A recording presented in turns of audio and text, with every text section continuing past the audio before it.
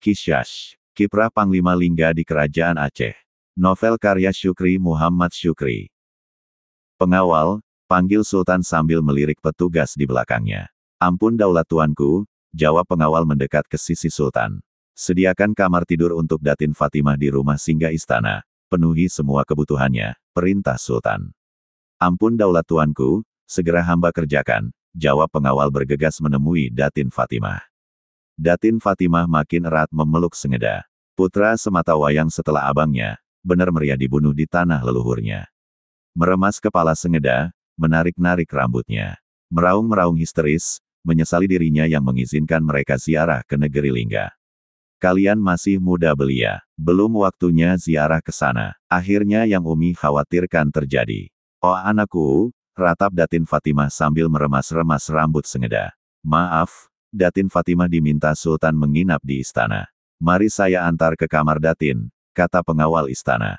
Datin Fatimah dan Sengeda beranjak mengikuti sang pengawal menuju ke kamar tamu di sisi selatan istana Daarut Dunya. Selama perjalanan menuju kamar tamu yang disediakan Sultan, Datin Fatimah meratap memanggil nama benar meriah. Ben, kenapa engkau tidak mendengar kata-kata Umi?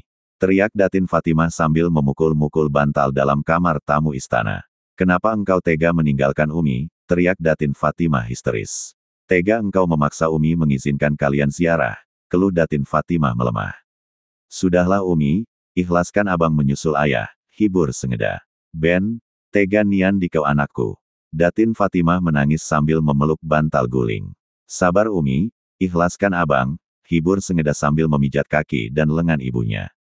Ben, desis Datin Fatimah menahan tangis, tubuhnya berguncang melemah. Badan Datin Fatimah bergetar menahan tangis.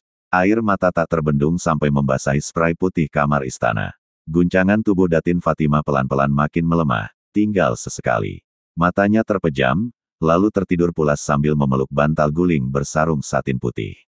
Sengeda pun ikut terlelap di sisi ibunya. Memasuki persidangan hari ketiga, Kadi Malikul Adil membacakan semua keterangan yang disampaikan Sengeda, Cisrule dan Datin Fatimah. Kadi menyilakan Raja Lingga yang ke-14 membela diri. Silakan saudara terdakwa membela diri atas tuduhan saudara Sengeda, kata Kadi memberi kesempatan kepada Raja Lingga yang ke-14. Tuan Kadi yang mulia, semua yang dituduhkan itu benar adanya.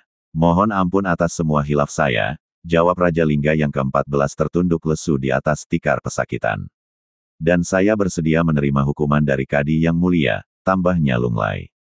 Kemudian, Kadi Malikul Adil menuntut Raja Lingga yang ke-14 dengan hukum Kishash, hukuman mati, nyawa berbayar nyawa. Kecuali wali dari korban memberi maaf dan terdakwa membayar diat, maka hukum Kishash dibatalkan.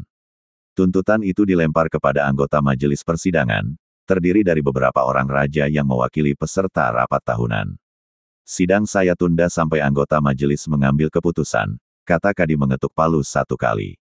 5 orang anggota majelis duduk menggelung di sudut timur Balai Rungsari. Mereka berdebat sambil berbisik-bisik, membahas hukuman yang tepat untuk Raja Lingga yang ke-14.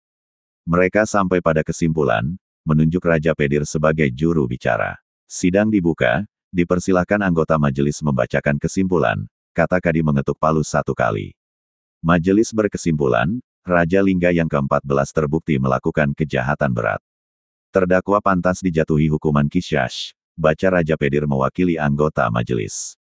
Apakah seluruh majelis rapat setuju dengan keputusan anggota majelis hakim? Tanya Kadi sambil mengangkat palu.